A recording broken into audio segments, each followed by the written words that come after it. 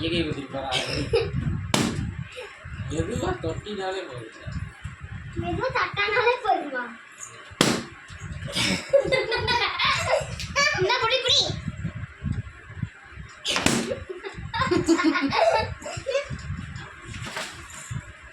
அந்த பையில இருக்கிறத மட்டும் விட்டுட்டு மீதி ஏதாவது ஒரு கவரில் போட்டேன் அதான் எந்திரி